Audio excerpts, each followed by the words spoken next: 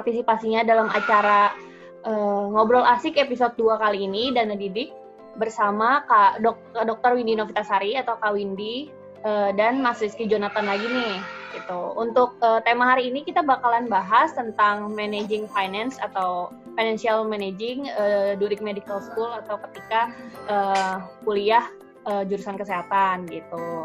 Nah, di sini akan ada sudut pandang dari Kak Windy sendiri yang menjadi alumni dari Fakultas Kedokteran Undip, juga sebagai dari sisi untuk managing finance-nya nanti ada Pak Rizky Jonathan yang akan Mas Rizky Jonathan yang akan menjelaskan gitu.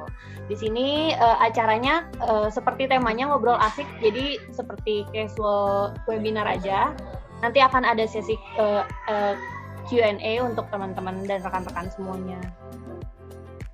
Baik, aku langsung aja ke pengenalan profil pembicara. Sekali lagi ada Dr. Windy Novitasari. Di sini Kak Windy. Halo, boleh say hi, Kak? Hai semuanya. Makasih juga ya Nadia. Thank you, Kak. Di sini ada Iya. Mas Rizky Jonathan lagi, ketemu lagi nih di episode 2 kali ini. Silakan. Ya, halo, selamat malam semuanya. Malam Kak Rizky. Iya, sorry kalau agak serak-serak ya. Oke, thank you, Kak.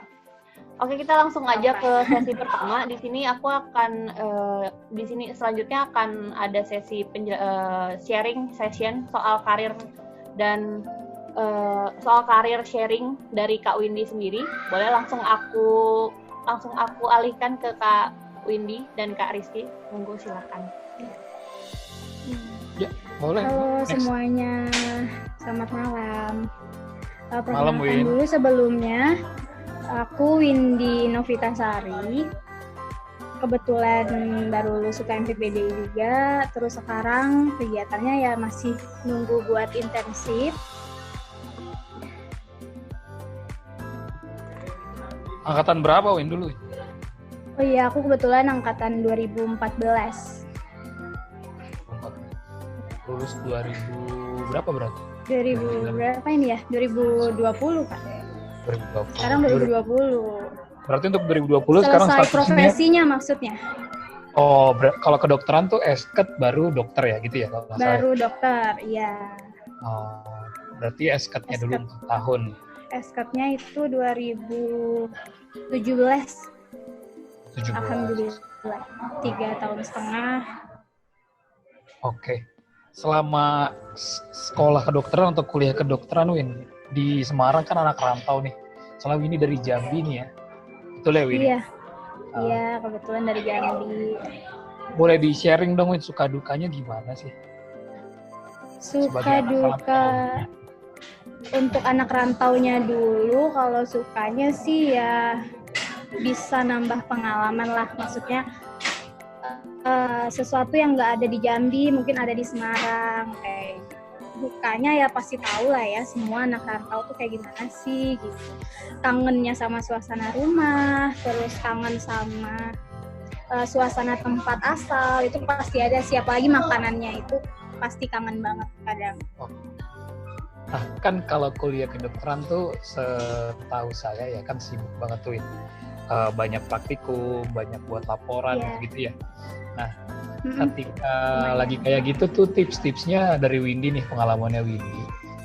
Kalau pas lagi struggle-nya gitu, lagi capek-capeknya tuh gimana sih, Win? Jangan sampai bosen gitu kan. Kadang ada juga kan yang akhirnya bosen terus stop kuliah kedokteran. Cabut, terus pindah ke jurusan lain. Setahu saya ada tuh case-case kayak gitu, ya nggak sih? Iya, lumayan sih. Di angkatan aku sendiri juga kalau nggak salah ada sekitar 3, 4, atau 5 orang itu yang akhirnya mundur. Terus ada gitu? juga beberapa yang, ada juga Kak, beberapa yang mundur. Terus ada sekitar 1 atau 2 orang yang mungkin nggak mampu akhirnya karena pergaulan di FK tuh kayak gimana ya, sibuknya gitu. Akhirnya kena DO kayak gitu. Biasanya tuh terus mundur. ada juga sih mundur mungkin kalau yang aku lihat sih karena kayaknya nggak betah atau gimana ya. Karena kan sibuk. Apa tuh? Nah, menurut aku tuh kalau aku sendiri di kedokteran itu kunci dari aku sendiri jangan stres. ya emang stres sih, maksudnya kalau tentang pelajaran gitu kan, kalau tentang kampus itu pasti stres banget karena dimulai aja tuh jam 7 paling cepat, paling lambat tuh jam 8, itu kuliahnya aja ya, pulangnya itu jam 4 selalu itu jam ngapain 4 aja sore. itu ngapain aja biasanya kalau dari pagi kan, tadi kan saya dengar dari jam 7 sampai jam 16 ya, berarti kan mostly 9 jam tuh ya. Itu malamnya biasanya ada kumpul-kumpul lagi nggak sih biasanya kalau anak FK tuh? Kalau aku sih pasti kumpul-kumpul Kak. Gitu. Oh. Ya.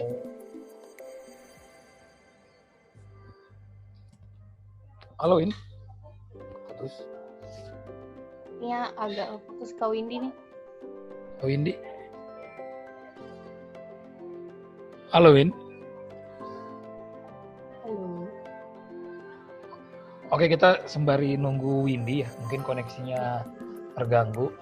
Jadi tadi kalau boleh diulangin atau di recap apa yang disampaikan Windy, intinya dia juga mengalami yang namanya homesick, terus mengalami yang namanya capek gitu kan, karena memang setahu saya juga setelah saya tanya-tanya dulu, memang kuliah kedokteran nih ini banget ya, maksudnya menyita waktu dan menyita tenaga juga gitu, dan seringkali ada yang berhenti di tengah jalan, dan ketika berhenti di tengah jalan itu balik lagi ke motivasi awal teman-teman. Nah, saya nggak tahu nih di sini yang masih SMA atau mungkin baru masuk FK ada nggak? Boleh lambaikan tangan.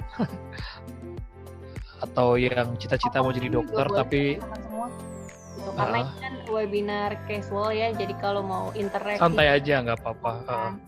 Mungkin teman-teman ada yang punya cita-cita mau jadi dokter atau ada rencana buat masuk ke fakultas kedokteran.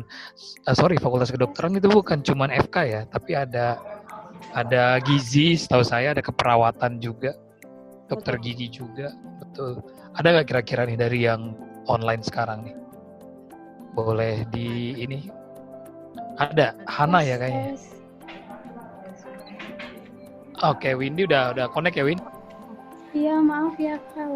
Oke, it's okay. Boleh lanjut, aku sekalian mau greeting juga ke teman-teman yang episode 1 kemarin udah datang dari Lampung bisa kuliah nih. Teman-teman dari Andalusia, teman-teman dari Lampung juga banyak juga nih yang hari ini join lagi gitu. Jadi makasih banyak udah ngikutin sampai episode 2. Oke, boleh dilanjut silakan Kak Windy dan Kak Jonathan. Nggak boleh saya foto nggak? yang dulu ikut Lampung siapa aja? Boleh dong ditunjukin. Di sini ada, aku cek dulu. Oke. Devi kalau nggak salah waktu itu pernah ikut juga tuh. Oke. Iya. Siap. Thank you Devi. Standby ya Devi untuk akhir sampai sesi akhir kayak waktu episode itu. Oke, lanjut. Win, tadi. Iya. Tadi kedengaran sampai mana ya Kak ya? Tadi ini sih, kenapa tadi banyak yang DO, banyak yang akhirnya berhenti tuh. Oh iya.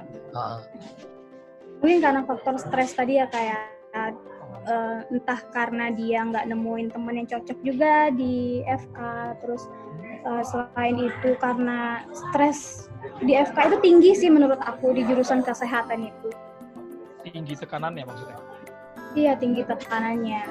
Wow. Apalagi kan dituntut, sebenarnya anak kedokteran juga nggak harus pinter sih, apalagi anak kesehatan tuh menurut aku nggak yang harus pinter-pinter banget tuh, nggak. Yang penting tuh kuncinya satu, rajin. Oh, jadi mungkin karena itu tadi kan ya? Gitu. Iya, nggak apa-apa, yang penting rajin, mau ada niat buat belajar kayak gitu pasti bisa kok. Mungkin itu tadi makanya akhirnya banyak yang mundur kan, karena nggak kuat di belajarnya, terus membagi waktunya. Nih, kalau di foto-foto ini kan Windy juga sampai ke ini ya, kayaknya ya, sampai ke Jepara. Ada yang di Jepara, ada di Batang, di Bawang. Iya. Itu ngapain aja Win? Biasanya Win, kalau itu pas kuliah atau setelah apa? Ini pas koas Kak. Ini pas koas ya. Itu dokter muda, iya pas. Oh, berarti udah pakai jas putih itu ya, berarti ya? Udah. Okay. Tapi belum sah dokter ya Kak. Masih dokter muda. kalau pas koas ini ngapain aja nih selain bedanya waktu ketika kuliah sama udah jadi koas, ngapain aja nih bedanya? Kalau untuk S1 sendiri kan preklinik namanya kalau di kesehatan atau kedokteran itu kan ada 7 semester kalau misalkan lancar. Terus dilanjut lagi tuh, kalau udah lulus prekliniknya kan kita dapat sarjana kedokteran. Terus habis itu kita lanjut ke koas atau dokter muda itu kan. Pengambilan profesi itu biasanya 2 tahun. Nah nanti dibagi-bagi per bagian gitu sih untuk stasenya. Ini kalau koas itu yang pindah-pindah itu nggak sih? Misalkan jurus objin, bagian mata, objin, kulit, ya.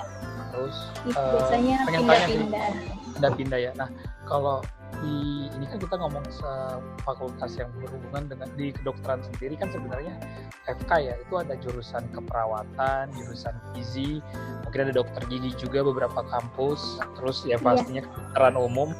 Itu kalian ada ini nggak sih, ada apa namanya koneksi terus atau ada ini kerjasama gitu? Ada.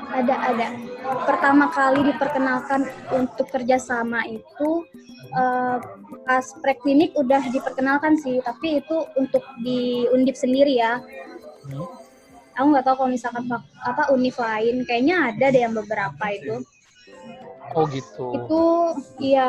Itu ntar kita dibagi kayak anak gizinya satu, anak keperawatan sama anak kedokteran. Itu ntar digabungin, disuruh ke rumah salah satu warga untuk pengecekan orang itulah. Biasa waktu aku sih kebetulan ibu hamil. Oh, itu sama itu KKN beda berarti ya? Beda, kalau KKN kan bisa semua fakultas ya. Dari FISIP kayak gitu kan. Campur ya, anak hukum, anak sosial campur, bisa semua ya. Iya. Kalau yang itu kan khusus kesehatan aja.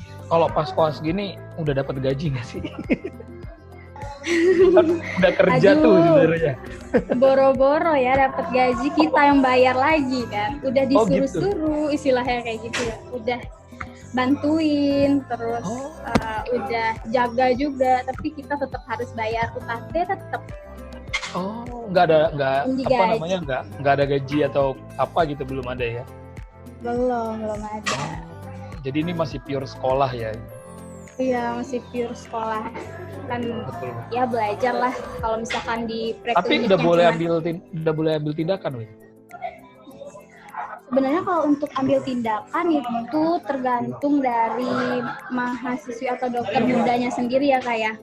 Maksudnya kayak dia berani nggak sih minta buat dia tindakan kayak gitu. Tapi yang jelas sih kalau misalkan koas kayak gini tuh pasti di bawah pengawasan lah. Supervisi nggak ya. Dilepas secara langsung ya. Tuh nggak ya. Kalau misalkan ada residen ya yang ngawasin tuh residen biasanya. Terus gini Win, ini kan tadi kan kalau saya lihat kan pindah-pindah daerah nih. Apalagi Windy kan orang Jambi ya ceritanya ya, dari Sumatera sana. Secara adaptasinya gimana sih Win? Adaptasi karena kan tiap daerah pasti culture-nya beda, masyarakatnya beda. Iya. Kalau dari Windy pengalaman gimana Win adaptasinya Win? Karena kan dokter kan pengabdian masyarakat juga nih ceritanya nih kalau yang saya tahu. Kalau untuk dari aku pribadi sendiri sih Kak, kalau misalkan buat ke yang lain itu ya pintar-pintar mendekatkan diri juga, karena kan kita kan nggak kerja sendiri juga kan, perlu kerja sama juga sama perawatnya, dokter umum di sananya, terus apalagi kalau misalkan ada mahasiswa keperawatan, mahasiswa kebidanan, itu sih biasanya kayak ya kenalan lah awal-awal, kayak basa-basi kenalan aja. Walaupun kayak jujur aku sendiri walaupun udah hampir 6 tahun di Jawa belum bisa bahasa Jawa, ya udah ajakin aja ntar bahasa Jawa kayak gitu. Padahal nggak tahu juga. Tapi berani dulu aja ya, maksudnya coba. Ya yang penting berani dulu aja. Iya. Oke. Terus kalau saya dulu boleh sharing ya, Win, maksudnya kan kalau yang saya lihat kan anak-anak kedokteran kan ini nih sibuk, terus juga banyak tugas, banyak praktek. Sempat nggak sih untuk bisnis atau mungkin buka usaha gitu? Wah, sempet banget sih menurut aku. Ya tergantung dari masing-masing manusianya lagi, aku bilang tadi kan. Maksudnya bisa nggak sih memanage semuanya itu gitu. asalkan ada kemauan menurut aku bisa sih. Apalagi jujur aku dulu waktu di kedokteran awal-awal S1 preklinik itu ya aku tuh sebenarnya bukan dari keluarga yang nggak mampu, bukan apa ya maksudnya bukan yang nggak mampu ya, misalkan, cukup lah ya sebenarnya. Iya cukup lah, kalaupun minta sama orang tua, misalkan minta mau beli apa pasti tercukupin juga. Tapi kadang kan nggak enak ya kalau misalkan mau minta terus. Nah di situ aku kayak mikir apa namanya tuh muter otak, gimana sih aku bisa menghasilkan uang kayak gitu, tapi tanpa harus minta sama orang tua. Nah dulu tuh aku sempet kayak ikut arisan, buka-buka arisan. Terus oh ya, arisan ya? Ya itu. Terus ini juga party planner kayak gitu. Tapi sebenarnya yang paling aku tekunin waktu S1 tuh party planner, karena kan waktunya masih banyak banget kan. Dari jam 7 sampai jam 4 sore. Kalau dari Windy sendiri waktu jalanin bisnis nih Win, ada nggak sih masa-masa di mana kayaknya akhirnya karena kesibukan, karena apa gitu kan, karena tugas yang banyak, sama rekan bisnisnya ada konflik, itu ada nggak sih? Enggak sih kalau untuk konflik sama rekan bisnis. Ini berarti bisnis apa tadi? Party planner itu sama anak FK juga atau campur? Iya, sama anak FK juga. Aku kebetulan berdua sih Kak megang party planner itu. Oh, sorry nih Win, kalau boleh tahu dulu sampai berapa tuh Win per event tuh jasanya gitu fee-nya? Ya fee-nya karena dulu waktu aku buka jujur itu masih jarang banget di Semarang. Itu tuh kalau nggak salah cuman ada beberapa gitu yang buka gede gitu kan. Nah kita tuh nargetin kan per table Kak, jadi hitungannya tuh per kepala kayak gitu. Misalkan 2 orang ya kita matokin harga 300, 350 itu masih diambil orang. Beda sama gitu. Sekarang sih, kalau sekarang kan party planner kayaknya turun ya harganya. Ini tuh karena ini ya, mungkin karena saking banyaknya ya persaingan ya. Nah, terus nih kalau saya lihat kan tadi ada ini ya, ada apa namanya? Ada setup meja, setup lilin segala macam, itu yang bikin teman-teman Windy dan teman-teman atau gimana? Kebetulan aku itu punya partner kan yang namanya Okta gitu kan. Kebetulan kita cuma berdua megang semuanya berdua, nge-handle berdua. Ya emang sih awal-awal tuh kita nggak pernah mikirin buat dapat untung, tapi buat modal beli barang-barangnya itu tadi gitu. Oh, balik modal dulu gitu. Ya yang penting awal tuh balik modal buat barang sama bensin dulu, itu yang penting kan. Oh, yang penting jangan rugi lah intinya dalam awal-awal. Oh, tapi akhirnya untung nggak sih bisnisnya? Awalnya nggak pernah untung, cuman untuk modal, terus di akhir tuh indah banget. Oh gitu. Iya, di akhir kayak udah jalan dalam 3 bulan, kayak 3 bulan itu udah untung, ya ngitung untung aja lah semua gitu. Misalkan event, kita pernah ngambil event paling gede tuh acara Sweet 17. Oke. Kita bisa dapat untung di situ hampir 2 juta. Oh, dari satu event tuh ya, berarti biasanya kalau 1 bulan berapa event ambilnya?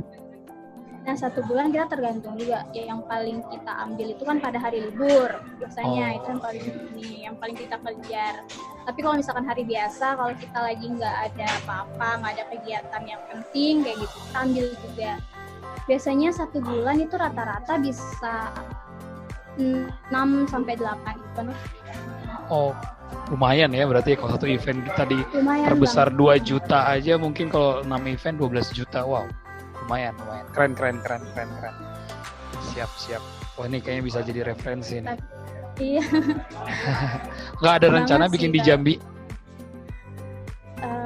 Enggak sih Kak, sekarang tuh kalau yang kayak gini kan udah banyak banget ya Kak ya sekarang. Jadi kan kita juga kalau misalkan mau bikin suatu bisnis kan kayak ngelihat apa namanya tuh pasar juga lah gitu. Udah banyak oke. Iya. Oke. Next apa Nat nih? Oke. Oke, selanjutnya mungkin tadi insight yang sangat menarik ya. Aku sedikit rekap nih, menarik banget untuk apalagi untuk teman-teman yang masih mahasiswa gitu kan. Ternyata emang kuliah jurusan kesehatan memang terkenal dengan banyak struggle. Memang harus siap secara finansial dan mental tentunya ya Kak Windy ya. Gitu. Sampai tadi juga Kak Windy cerita soal koas harus bayar. Jadi sangat penting untuk memanage finansial gitu. Jadi memang harus dipersiapkan gitu ya Kak ya. Dan emang harus menjadi mahasiswa yang mandiri ya Kak ya. Kalau misalnya kuliah depends on parents juga ya. Keren. Karena kan kadang juga nggak tahu kan, misalkan ada apa namanya tuh ke pengeluaran yang tak terduga gitu loh. Betul. Lagi kalau misalkan sekolahnya tuh di swasta ya.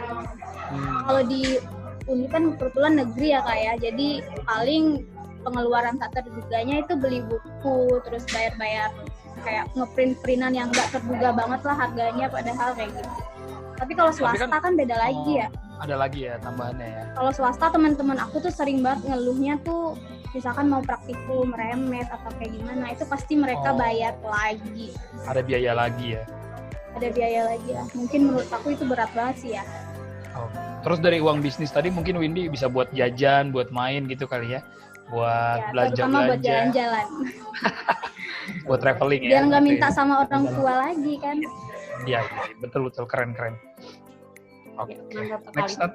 Ya, tadi kita udah dengar dari sudut pandang Kak Windy sebagai dulunya mahasiswa kesehatan, gimana dia dunia koas, dan gimana dia memanage finansialnya selama kuliah. Sekarang mungkin kita dengar dari sudut pandang Kak Rizky Jonathan sebagai banker, juga VP Sales dan Business Development dari Dana Didik sendiri. Gimana sih Kak, boleh Kak diceritain nih ke teman-teman semua, gimana sih tips to manage financial? Silakan Kak. Iya, mungkin next slide ya nanti. Nah, ini sebenarnya berlaku untuk umum ya teman-teman. Jadi saya sih lihat kemarin di list peserta ada juga yang beberapa sudah kerja, ada beberapa yang mungkin sudah profesional gitu kan. Nah, kalau dari saya sendiri pertama sih sebenarnya tentukan skala prioritas ya. Pertama maksudnya tentukan skala prioritas itu pemasukannya itu harus dilihat dari dua sisi gitu, dari sisi jangka pendek atau dari sisi dan jangka panjangnya. Kenapa? Karena kalau kita sudah lihat model pemasukan kita dari sisi-sisi tersebut, kita juga akan tahu gitu kebutuhan dan pengeluaran kita tuh untuk apa. Nah, jadi kita nanti akan lihat prioritas jangka pendek kita tuh sebenarnya apa. Nah, biasanya untuk prioritas jangka pendek tuh ya kebutuhan sehari-hari. Jadi gaji teman-teman tuh utamain dulu prioritas jangka pendek nih. Kebutuhan sehari-hari teman-teman bisa simpulkan lah mungkin buat makan. Nah ini bisa juga dimasukin buat yang masih kuliah atau yang belum kuliah. Pemasukan itu berarti uang dari orang tua gitu ya. Uang dari orang tua atau mungkin kiriman dari orang tua. Yang dia prioritasin pertama tuh kebutuhan teman-teman sehari-hari. Mungkin kebutuhan makan, kebutuhan untuk operasional, untuk berangkat ke kampus gitu-gitu kan. Nah untuk yang udah kerja mungkin kebutuhan bensin atau kebutuhan untuk bekerja. Nah untuk jangka panjangnya itu biasanya kebutuhan-kebutuhan yang memang kaitannya dengan aset. Jadi ibaratnya teman-teman mau beli rumah mungkin bisa skema KPR, atau mungkin teman-teman yang pengen beli apartemen bisa KPA, juga teman-teman yang pengen punya kendaraan pribadi, atau mungkin teman-teman yang mau upgrade pendidikan, misal yang dokter nih mau ambil spesialis gitu kan. Nah itu termasuk pengeluaran jangka panjang. Nah biasanya kalau pengeluaran jangka panjang ini yang jangka waktu kita mengeluarkan uangnya itu lebih lama gitu, dan biasanya sifatnya ini buat kita secara permanen atau mungkin buat kita secara secara jumlah tuh besar dan akhirnya jadi aset kita gitu loh. Nah, dalam perhitungan ini utang tuh masuk jangka pendek atau jangka panjang bisa. Nah, maksudnya utang jangka pendek tuh mungkin utang-utang kecil gitu ya, utang sama teman. Ya jangan dibiasain utang sih sebenarnya. Nah, mungkin kalau utang dengan bank tuh termasuk jangka panjang gitu. Next, Nat. Nah, ini juga penting buat teman-teman supaya manajemen keuangannya baik. Yang kedua itu hitung pemasukan dan pengeluaran. Nah, seringkali tuh kadang tuh lebih besar pasak daripada tiang. Mungkin teman-teman tahu lah ya peribahasa ini. Setelah kita bikin tadi prioritas, jangka pendek, jangka panjang, kita harus tahu lah pemasukan dan pengeluaran kita tuh berapa. Itu kenapa saya sarankan mungkin teman-teman mulai deh download aplikasi. Kan ada tuh di Google Play atau di Play Store atau di App Store aplikasi-aplikasi untuk mencatat pengeluaran, pemasukan. Itu manfaat banget. Itu bisa jadi rambu-rambu teman-teman buat tahu gitu.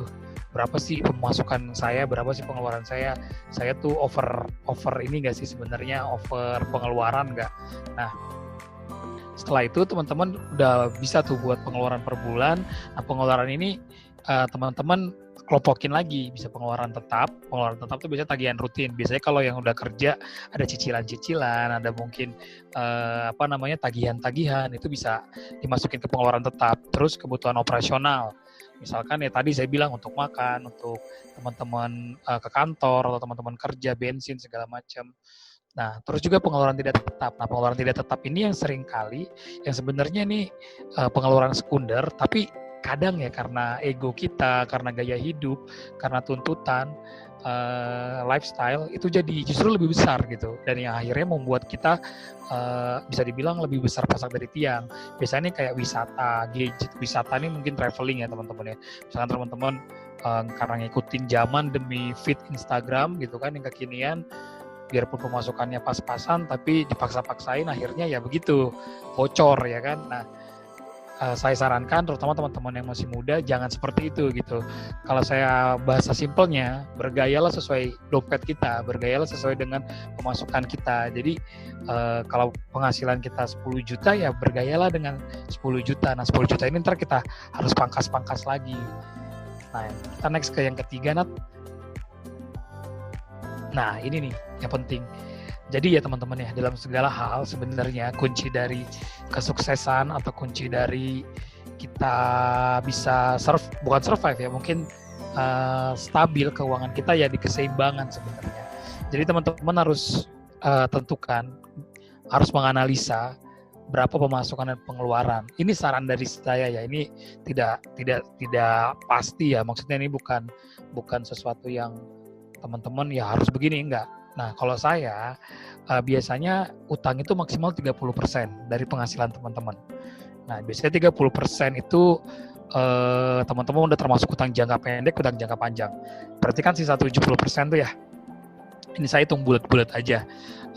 Terus 20% itu saya sarankan diinvestasikan. Mungkin bahasa simpelnya ditabung, di saving account gitu. Mungkin teman-teman saya sarankan buka account di bank untuk mungkin teman-teman ada yang mau nikah, mungkin teman-teman ada yang mau beli sesuatu di kemudian hari, itu ditabung. Atau mungkin nanti kita bahas buat dana darurat, who knows gitu kan yang namanya, apalagi di zaman sekarang dengan keadaan kayak gini yang nggak pasti. Biasanya 20% ini bisa juga teman-teman masukin ke insurance. Kalau teman-teman udah ambil asuransi, itu bermanfaat juga. Karena apa? Karena ya tadi saya bilang kita nggak ada yang tahu ada kejadian atau mungkin force major lah. Nah, terus 50% ini operasional. Nah, 50% operasional ini balik lagi ke kebutuhan teman-teman tadi. Mungkin untuk makan, mungkin juga untuk untuk untuk tadilah menunjang gaya hidup teman-teman segala macam gitu kan. Jadi saran saya ini sih, kalau dari saya biasanya ini polanya 30, 20, 50. Teman-teman bisa sesuaikan dengan gaji teman-teman, income teman-teman, dan bisa sesuaikan juga dengan pengeluaran teman-teman. Misalkan gaji teman-teman 20 juta ya bisa diasumsikan, berarti maksimal 6 juta untuk utang-utang teman-teman. Jadi kalau teman-teman nih lihat di pembukuan tadi utang teman-teman udah 4 juta nih, berarti teman-teman udah mindset di kepala, saya maksimal ambil utang lagi 22 juta lagi nih dari gaji saya. Jangan lebih, karena kalau lebih nanti saya nggak balance. Next, Nat. Nah, komitmen ini yang susah sih menurut saya. Karena kadang kita mungkin sebulan, 2 bulan, 3 bulan kita bisa nih, ya oke. Tapi ketika kita berjalannya waktu, ketika kita ngelihat teman-teman kita atau ngelihat orang lain, kita kegoda gitu kan. Cuman yang jelas harus dicoba teman-teman. Jadi teman-teman harus bukan jahat ya, harus galak atau mungkin harus tega sama diri sendiri. Ya udah, saya nggak mau beli tablet atau mungkin iPad ini sebelum saya nabung selama 6 bulan. Ya udah, jangan dipaksain teman-teman gitu. Jangan karena udah pengen atau mungkin karena ngikutin, jadi akhirnya apa? Jadi akhirnya teman-teman menyusahkan diri sendiri dengan utang yang menumpuk misalkan, atau mungkin dengan minjem orang misalkan, yang padahal sebenarnya itu kebutuhan sekunder gitu, yang sebenarnya teman-teman mungkin dengan handphone atau mungkin gadget yang ada sekarang itu udah cukup gitu kan. Nah ini, siapkan dana darurat. Kita tahu ya, we know each other, ini kondisi yang nggak lagi baik, kita lagi di masa yang tidak pasti ini, di COVID ini. Saran saya mungkin saving sih untuk dana darurat gitu. Why? Karena kita nggak ada yang tahu gitu teman-teman. Mungkin teman-teman nanti sorry saya harus ngomong, ada yang ter-PHK atau mungkin ada yang mendadak sakit atau keluarganya sakit. Ini bisa jadi istilahnya ya pertolongan pertama teman-teman gitu. Ini yang mungkin nanti bisa jadi membantu keluarga atau mungkin orang tua kita kalau sampai kejadian jauh-jauh ya teman-teman. Amit-amit kita berpikir seperti itu, tapi better kita siapkan. Nah ini tadi kan saya sudah sampaikan, mungkin bisa kita budget di 20% dari income kita. Nah bentuknya ini bisa berupa tabungan, bisa juga berupa asuransi. Sekarang udah banyak asuransi, teman-teman bisa sesuaikan dengan kebutuhan teman-teman. Dan saya rasa itu hal yang positif sih buat kita semua gitu sih. Mungkin dari saya itu sih untuk tips-tipsnya. Oke. Gak apa-apa, dinaikin aja. Nah, kebetulan kami ini kan saya mewakili perusahaan saya, PT Pasar Dana Teknologi, Dana Didik. Saya menyambung aja. Jadi kami di sini sebenarnya salah satu perusahaan fintech ya, perusahaan financial teknologi yang memang untuk pembiayaan pendidikan. Nah, mungkin tadi jika teman-teman sudah menganalisa ke pengeluaran dan pemasukannya, dan teman-teman ada keinginan untuk mengupgrade skill teman-teman atau mungkin untuk naik level, upgrading sekolahnya dari S1 jadi S2 atau mungkin D3 S1, atau ingin ikut kursus pelatihan, kita sebenarnya salah satu startup yang fokusnya ke sana, gitu, ke pendidikan. Nah, kita sendiri sudah diawasi dan sudah terdaftar di OJK. Kita juga sudah direkomendasikan oleh Ristek Dikti, Kemenfo, dan kita juga berpartnership dengan Johnson & Johnson, salah satu perusahaan farmasi terbesar di dunia. Mungkin next, Nat, ini sekilas aja. Nah, ini alasan kita kenapa dana didik itu ada, karena kita lihat tadi teman-teman biaya kuliah tuh meningkat. Jadi mungkin teman-teman di sini ada yang kuliah sembari kerja, itu lebih baik. Mungkin teman-teman bisa sembari kuliah, sembari bekerja dan tidak membebani orang tua.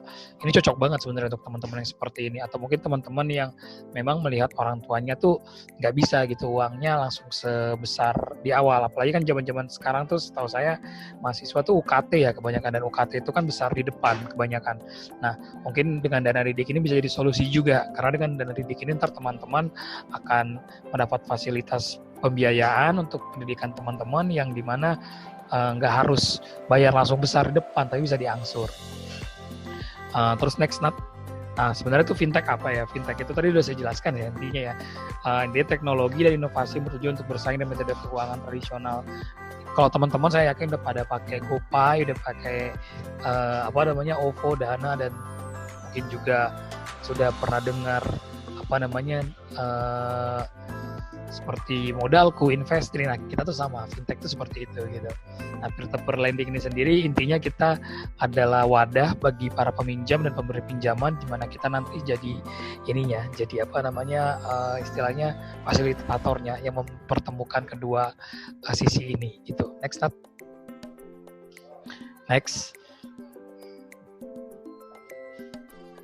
Next aja. Nah, kalau di Dana Didik sendiri, kita memang sebenarnya sudah hampir di seluruh Indonesia aplikan kita, dan memang kita sudah diliput dan juga sudah diulas di berbagai media, baik nasional maupun internasional. Artinya secara kredibilitas kita tidak perlu diragukan lagi seperti itu. Next Nat. Nah ini oke. Jadi untuk produk Dana Didik sendiri kita berbagai macam teman-teman. Ini bisa untuk teman-teman sendiri yang mahasiswa atau mungkin yang sedang kuliah. Kita ada student loan, pinjaman pendidikan, terus ada pinjaman untuk dosen ya. Mungkin ini buat teman-teman yang praktisi juga bisa, profesional dari institution loan. Institution loan ini mungkin teman-teman nanti ada sekolahnya atau kampusnya atau mungkin LPK yang kira-kira mau kerja sama, mungkin teman-teman bisa sampaikan gitu ke dekanatnya atau mungkin pembantu dekan 3-nya untuk Pak nih saya dengar nih ada Dana Didik nih mungkin bisa kerja sama. Nah kita ini pembiayaannya lebih kepada hal-hal yang pokoknya berkaitan dengan pendidikan seperti itu. Next Nat. Oh iya, ini untuk teman-teman juga, mungkin kalau yang berminat sebagai teman kuliah, mungkin di Before Nat, nah kita bisa juga ada program referral, ada program istilahnya ambasador gitu untuk teman kuliah, nanti teman-teman bisa cari teman-teman yang mungkin membutuhkan untuk masuk atau mungkin perlu pembiayaan dari Dana Didik, kita bisa support. Nanti teman-teman ada bonus seperti itu. Next Nat. Next. Nah, ini contoh case study kita yang tadi saya bilang, kita kerjasama dengan Johnson & Johnson, kita juga sekarang sudah kerjasama dengan berbagai macam kampus kesehatan, juga LPK. Jadi kita di sini memang sudah melebarkan sayap ya dari berbagai macam daerah, dari berbagai macam universitas dan kampus. Jadi di sini kami berharap dari teman-teman mungkin di sini ada yang kira-kira punya cita-cita atau mungkin punya keinginan tapi mungkin terkendala dana, kita bisa support gitu sih, terutama untuk teman-teman yang bidangnya kesehatan gitu ya. Oke, next Nat. Nah, ini beberapa kolaborasi kita dengan startup juga, dan memang kita boleh sharing, kita lebih banyak kolaborasi dan sekarang kita fokus memang ke sektor kesehatan. Artinya mungkin teman-teman di sini yang kuliah kedokteran atau mungkin perawatan, gizi segala macam, kita open sekali. Untuk jurusan lain juga mungkin kita masih bisa lihat tergantung jurusannya dan kampusnya, tapi memang kalau untuk kesehatan ini istilahnya prioritas kami untuk sekarang gitu sih. Next. Begitu dari saya untuk tadi terkait tips dan mungkin sekilas tentang Dana Didik. Selanjutnya saya serahkan ke Nadia ya. Mungkin kalau misalkan Windy ada tambahan juga silakan. Kalau dari saya terkait tips dan sekilas mengenai Dana Didik saya rasa cukup. Monggo untuk teman-teman yang mau bertanya saya serahkan ke Nadia. Terima kasih banyak Kak Rizky Jonathan, tadi sharingnya sangat bermanfaat banget teman-teman. Aku mau rekap sedikit kali ya Kak ya. Mungkin takutnya ada yang baru join. Jadi tadi Pak Rizky Jonathan udah sharing soal financial management. Tadi ada tentukan skala prioritas, terus juga harus ngitung pemasukan pengeluaran pakai aplikasi gitu ya Kak ya. Sekarang udah banyak aplikasinya gitu. Jadi melek financial, melek juga teknologi gitu. Terus juga ada soal utang juga Kak. Aku mau bahas dikit, utang itu sebenarnya nggak, ini correct me if I'm wrong ya Kak, kalau utang itu sebenarnya nggak melulu negatif ya Kak ya, jadi ada yang utang produktif dan konsumtif, benar nggak Kak? Betul, negara aja ngutang kok. Iya betul. Salah satu utang produktif itu pinjaman pendidikan ya Kak ya, karena kan untuk pengembangan diri, benar nggak sih Kak? Betul, jadi kalau utang pendidikan, jadi gini, kalau pinjaman untuk pendidikan itu masuknya produktif, kenapa? Karena nanti kan setelah ini kamu sudah menjalani pendidikan, otomatis kan dirimu akan terupgrade dan kamu bisa memperoleh kesempatan atau chance gitu kerja yang lebih baik gitu kan dibandingin yang sebelumnya. Let's say misalkan kamu tadinya SMK gitu, terus kamu ambil D3. Nah, otomatis ketika kamu, walaupun kamu harus minjem, ketika kamu lulus, chance-mu untuk memperoleh penghasilan yang lebih baik tuh ada gitu. Oke, baik, makasih banyak Kak sharingnya nih. Jadi kayak gitu ya teman-teman, di note juga kalau misalnya pinjaman tuh ada yang konsumtif, ada yang produktif ya Kak ya.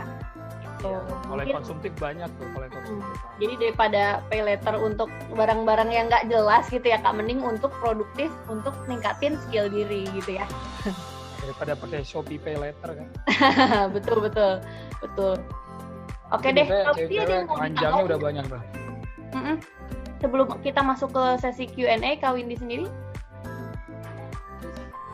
Itu enggak. Nanti aku sekarang Q&A.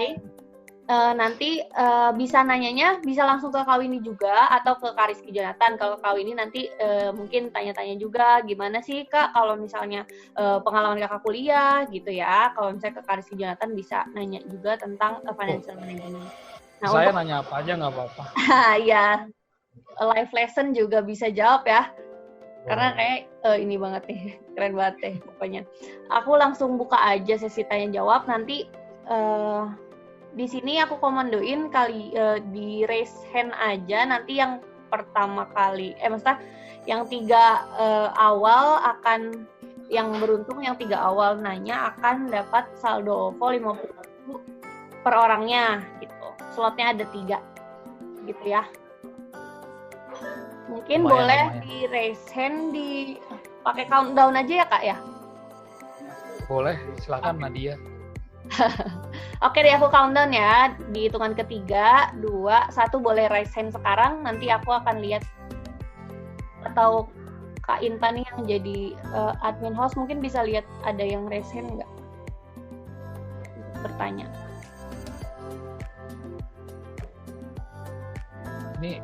Ini Zoom ngerti raise hand ya? Mungkin pakai ini belum ada yang angkat tangan. Mungkin langsung mungkin yang nggak ada.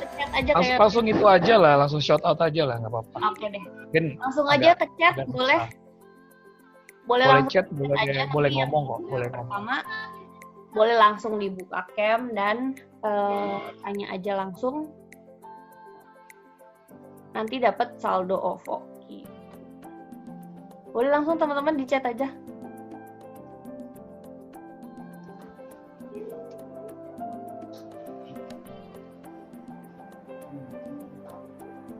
Aku aja apa nanya Kak, aku mau saldo OVO. Apa-apa, tunggu dulu aja. Ini soalnya pakai Zoom ini mungkin emang agak lebih susah gampang gitu. Oh, ini nggak ada yang mau nanya nih. Nah, ada nih. Putri itu. Oke, Putri. Kita mau langsung jawab aja apa gimana, Kak? Kak Windy tuh. Buat Kak Windy nih pertanyaannya. Aku sebutin ya Kak pertanyaannya, jadi kata Putri. Iya. Malam Kak, mau dong Kak Windy, secara sekolah kedokteran itu kan butuh dana yang gede banget tuh. Nah, ada nggak sih Kak tips untuk kita nih yang punya kompetensi dan minat banget tapi keterbatasan biaya. Terus ada juga pertanyaan buat Kak Rizky, tipe yang susah manage, maksudnya mungkin ya, manage kalau punya uang cash, bakat tabungan lebih banyak e-commerce dan mudahnya sukses tips itu menghandle terutamanya untuk mahasiswa, gimana tuh Kak? Mungkin pertanyaannya Kak Windy dulu aja Windy. Ya. Gimana Kak tipsnya kalau kuliah kedokteran kan mahal nih? Gitu. Gimana tuh Win?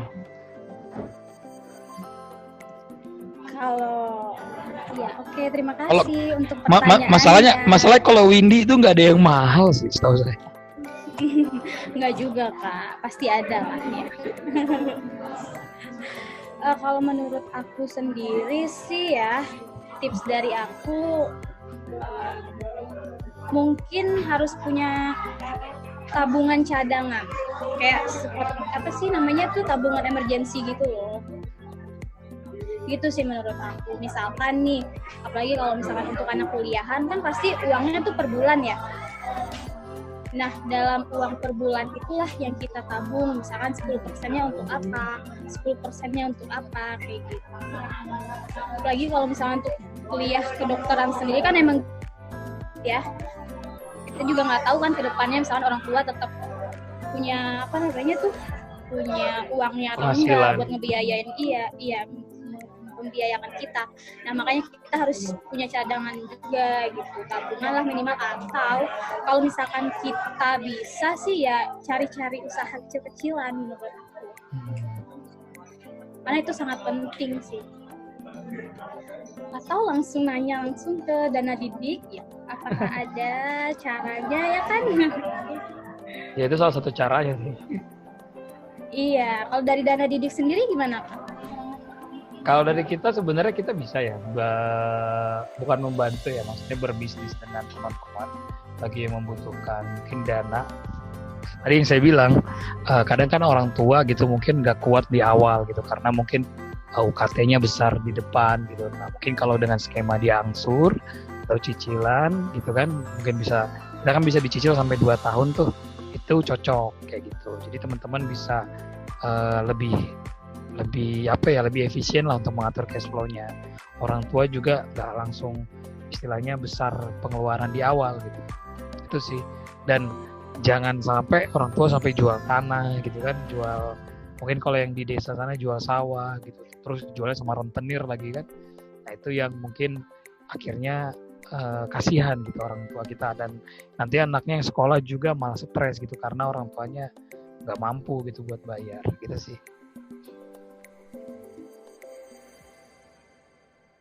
Oke, tadi Putri juga nanya buat Kak Rizky, buat kalau orang yang susah manage uang cash, tabungan, banyaknya e-commerce mungkin banyaknya belanja. Oke, sini. Tipsnya gimana? Enggak, maksudnya gini. Kalau saya saran ya, pertama kurangin aplikasi-aplikasi gitu sih di handphone. Terutama menurut saya ya, jadi saya bukannya menjelek-jelekan, tapi kebanyakan e-commerce yang oren itu kan terutama, yang suka bunyi itu tiba-tiba ya kan. Tadi sebenarnya yang artisnya Cristiano Ronaldo itu, kalau menurut saya kalau itu satu ya udah itu satu gitu, jangan ditambahin lagi yang hijau, jangan ditambahin lagi mungkin yang lain-lain yang merah gitu.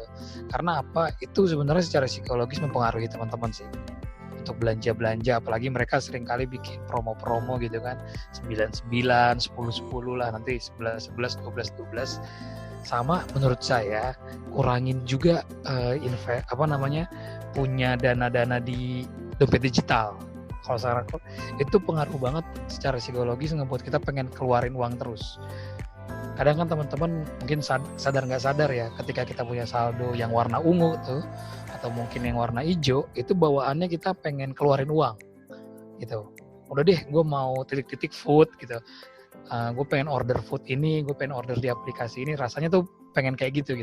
Nah saran saya untuk teman-teman gitu yang masih belajar manage keuangan, kurangin tuh yang kayak gitu. Better teman-teman tabungin uangnya bisa di bank, bisa juga mungkin dalam bentuk tunai gitu, taruh di celengan, it's okay menurut saya biarpun tradisional. Atau kalau udah ada yang ngerti main saham, it's okay. Mungkin kalau saham risky ya, maksudnya resiko, bisa ke reksadana juga, itu juga it's okay sih menurut saya, sekalian belajar gitu. Oke, next question. Terima kasih banyak Kak Rizky. Kalau Putri mau open cam dan mau say hi dan bilang say thanks juga nggak apa-apa. Ini sangat atau mungkin kalau Putri pengen nanggapin gitu kan, atau mungkin nggak setuju, it's okay loh. Ya karena kita mendiskus ya Kak ya. Ya. Oh ini Putri. Kalau Putri mungkin lagi di rumah, nggak enak Kak. Udah. Ya, next aja Kak. Ke Andriani Saputri, bagaimana caranya ngatur keuangan untuk anak kuliahan yang agak boros ya? Gimana cara nabungnya, menyisihkan kebutuhan dan keperluan? Ayo Kak, silakan. Mungkin dari kedua sisi boleh. Yang baru lulus kuliah lah, kalau saya sudah agak lama. Kamu lah Nat, coba Nat, kamu kan baru lulus Nat. Iya, dari Nadianya sendiri nih. Coba dari Nadia. Boleh, coba. Aku sebagai moderator juga speak up nih ya, jadi. Iya. Aku juga dulu mahasiswa, mungkin agak boros juga sih bisa dibilang. Iya ya, nabung.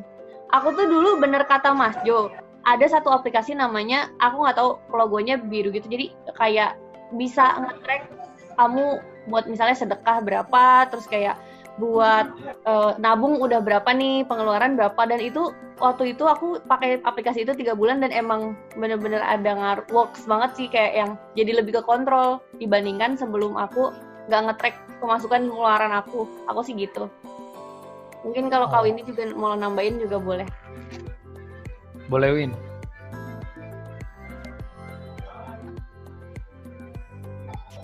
Kalau dari aku sendiri ya, kalau aku sih punya 2 rekening yang berbeda. Jadi ya sebenarnya aku punya beberapa rekening gitu, tapi ada satu rekening yang khusus, benar-benar khusus untuk tabungan aku sendiri gitu. Jadi nggak semua dari uang bulanan aku tuh pakai. Ya minimal aku nabung tuh 10% lah dari uang bulanan aku sendiri. Jadi ya suatu saat kalau misalkan kita kehabisan uang atau kayak gimana, bisa ngambil di situ lah dikit gitu.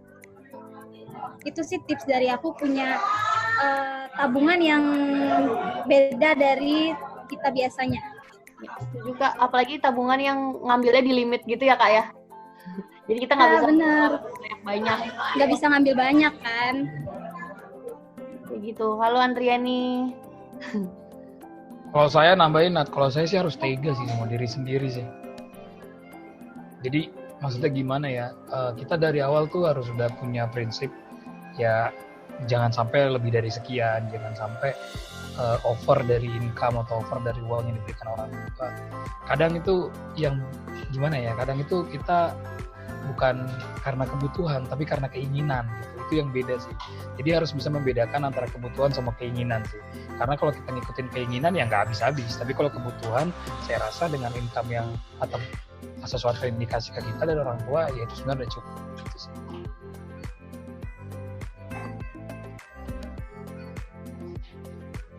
Oke, gitu Andriani. Ada tanggapan dari Andriani mungkin? Halo Andriani. Kalau boleh tahu dari mana nih kira-kira daerahnya? Soalnya kan di sini kita Depok. Oh, dari Depok. Halo. Terima kasih. Depoknya mana? Saya orang Depok loh. Saya orang Cipayung. Oh, Cipayung. Saya orang Cimanggis kok. Oh iya, dekat. Iya, dekat lah ya, tetangga ya. Next. Oke, gitu ya. Nanti Putri sama Andriani berarti sama satu orang lagi nanti aku japri ya untuk saldo OVO-nya. Lalu Tuh ini ada lagi tuh, Desnawan. dari Desnawan. ini Kok hilang? oh ada yang share screen ya. Boleh dimatiin dulu teman-teman. Nah, oke. Tadi dari Desnawan, kalau pinjaman ini bisa nggak untuk biaya penelitian buat Kak Jonathan? Dana didik bisa nggak Kak? Penelitian maksudnya penelitian dari kampus atau pribadi nih? Desnawan mana nih? Oh, dia nggak ada. Ya. Ya dari kampus itu kayak untuk TA gitu. Tugas akhir.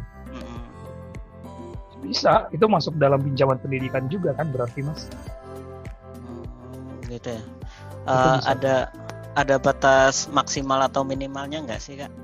Untuk first loan, untuk pertama kali minjam itu kita maksimal di 40 juta ya untuk pertama. Terus nanti kalau misalkan pembayarannya Mas lancar, istilahnya tidak ada kendala gitu, itu kita bisa top up, mungkin bisa lebih dari itu, bisa dua kali lipat.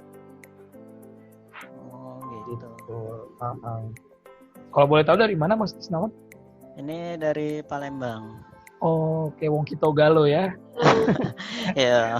Oh, Kitogalo ini Palembang, pempeknya enak sekali nih. Kita nih nextnya Ya. ke Palembang nih Mas. Iya deh. Palembangnya di mana Mas Desnawan? Di Indralaya. Oh, Di oke. ya. Siap. Gitu Mas Desnawan. Jadi kalau untuk pendidikan itu masuknya ke tadi. Justru mungkin kalau misalkan kaitannya dengan kuliah ya kita open sih Mas. Kalau boleh tahu fakultas atau jurusan apa Mas? Jurusan kimia Kak. Oh, it's okay. Ya nanti coba itu ya, lihat-lihat website Dana Didik ya. Ya, oke. Oke, thank you. Iya. Terima kasih Kak Desnawan pertanyaannya. Nanti Kak Desnawan, Putri sama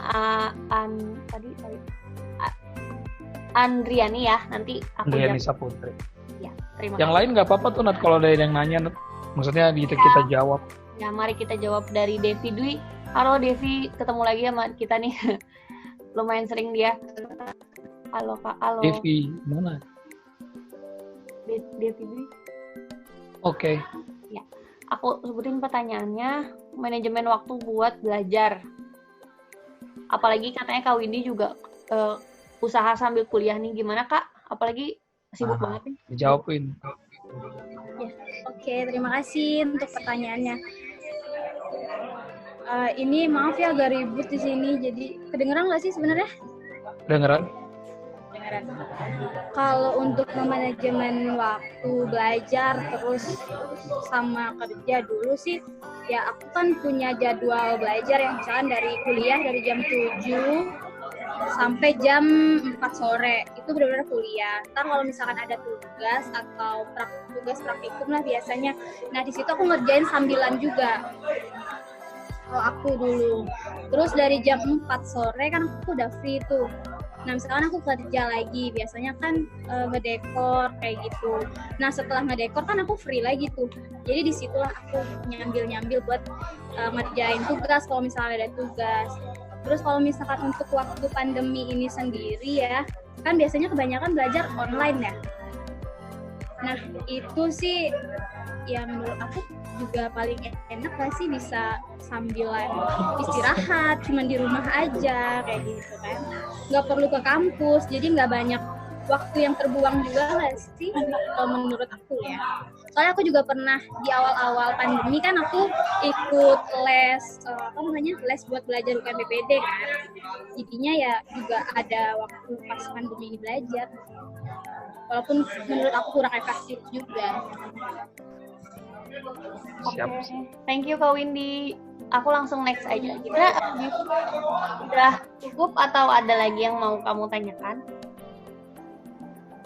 Halo Devi. Next up, ini kayaknya ada 2 pertanyaan nih Nap, yang si Thank you ya, Devi Devi, juga ya. nanya. Oke, selanjutnya aku langsung ke Yohanes. Ada dana bidik bisa digunakan untuk pendidikan dokter spesialis? Bisa banget. Bisa sekali. Kita banyak yang seperti itu. Ya, kita malah seneng ya, makin banyak healthcare workers, jadi kita makin dukung. Karena aku mau nambahin juga, kita ada partnering sama Johnson & Johnson, jadi kita memang erat kaitan dengan dunia kesehatan gitu. Ya, Devi lagi tuh. Kak mau tanya, untuk dana didik apa bisa meminjam untuk pendidikan di luar dari bidang kesehatan?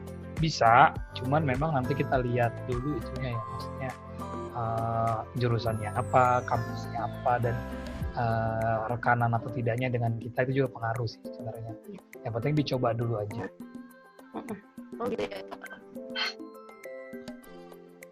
Oke, thank you Devi udah nanya lagi nih. Terus ada pertanyaan dari Dewi, Kak Jonathan. Kalau dana nggak keduga itu masuk tabungan atau kita pisahin Kak? Kalau dari saya better di gini. Sebenarnya ini ya, apa sih namanya, balik lagi. Kalau saya tabungan itu nggak, kalau saya nih, karena saya udah kerja, karena saya udah sudah punya penghasilan, jadi hutang itu buat saya itu tabungan. Kayak sekarang saya misalkan ambil rumah, saya beli rumah ya, saya ada rumah, saya nyicil tuh, buat itu saya tabungan saya juga. Nah tadi kalau dana tak terduga. Nah sebentar. Okay. Nah nanti kalau untuk dana tak terduga itu sendiri, itu beda sendiri. Saya setuju sama Windy, better ada rekening sendiri. Jadi ini bener-bener yang kaitannya ya, kamu nggak akan otak-atik gitu. Tapi jadi kesimpulan tuh dipisahkan sih kalau menurut saya. Jadi tabungan itu sendiri, dana tak terduga itu sendiri. Cuman kalau memang ini kan kita kaitannya sama penghasilan ya. Kalau memang penghasilannya belum gede, dicampur dulu juga nggak apa-apa. Belajar pelan-pelan. Karena nanti mungkin takutnya gajinya belum gede atau mungkin pemasukannya belum gede, udah dipisah-pisah malah habis gitu kan, atau malah jadi pusing sendiri. Kalau ada saran dari saya, kalau memang masih kondisi kayak gitu, digabung juga nggak apa-apa gitu sih. Oke, Kak Rizky masih ada 3 pertanyaan, mau dijawab atau gimana? Jawab aja nggak Oke, apa-apa. Ada dari Fadil, Kak, waktu koas untuk Kak Windy, waktu koas biaya yang diperlukan berapa gitu? Halo, sebelumnya Fadil, terima kasih juga ya untuk pertanyaannya. Untuk biaya yang diperlukan waktu koasnya ya, kalau untuk untuk negeri tuh biaya koas nggak terlalu mahal sih menurut aku. Paling kalau misalkan biaya-biaya di sananya, maksudnya biaya kos. Iya, Tapi mahal. kos kayak gitu. Kan nggak semua rumah sakit jejaringan punya mes sendiri kan. Jadi kadang ada juga beberapa yang kita harus ngekos lagi. Gitu. Jadi kayak 2 kali bayar. Lebih ke biaya luarnya sih, bukan biaya koasnya menurut aku.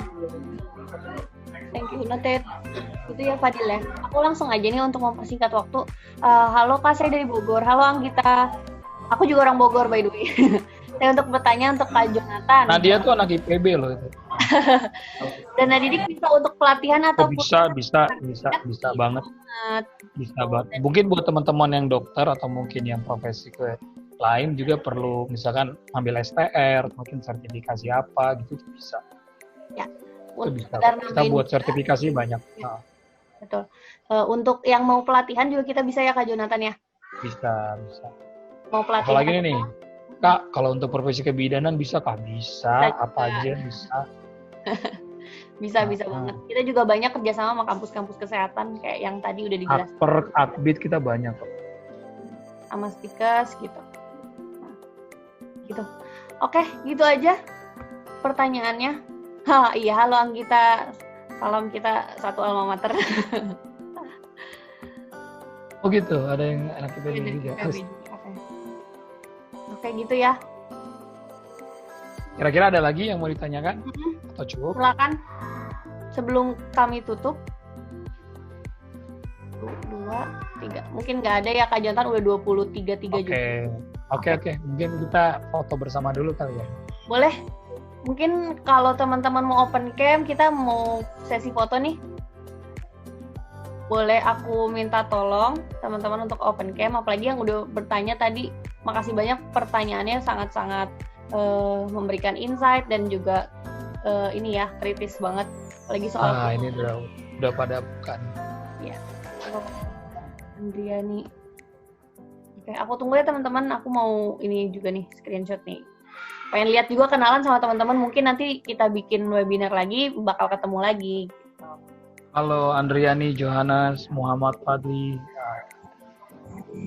Ri, Anissa, banyak ya? Iya. Ini teman-teman jauh semua nih, banyak yang dari luar Jambi juga ternyata ya. Oke. Wah, ini Mas Desnawan tadi nih yang dari Palembang. Halo. Ini nanti diupload di YouTube juga kan, Nat? Kalau nggak salah ya? Kita upload tentunya. Jangan lupa. Ini makanya biar masuk YouTube teman-teman. Media sosial dan Didik. Karena kita kadang suka ada lomba, suka ada giveaway, tiba-tiba kan lumayan tuh. Mungkin langsung aja foto kali ya. Itu yang bawah belum tuh? Hana, Nora. Mau bikin inisial lagi nggak, Mas Jul? Boleh biasa. Boleh teman-teman bikin D dong, aku minta tolong untuk D untuk Dana Didik. Yeah. Ini Kak Windy kasih contoh dong, Nat. Kayak begini ya. Iya. Gimana, Nat? Oh, gitu ya. Gini ya, benar ya? Gini nih, iya, D. Balik ke. Oke. 1, 2, aku nggak bisa sambil mencet. 1, 2, 3. Bentar ya, ada chat. 1, 2, 3. Oke deh, terima kasih banyak. Oke, thank you.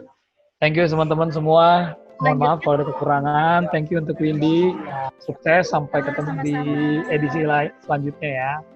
Thank you. See you next time. Untuk e-sertifikat nanti aku kirim via email ya untuk teman-teman. Ini aku udah ngerekap kok siapa aja yang hadir hari ini. Ada yang nanya tuh link absennya tuh. Ya. Gak perlu karena. Thank you teman-teman semua. Terima kasih banyak teman-teman, sekali lagi waktunya. See you on the third episode. Ya. Selamat malam.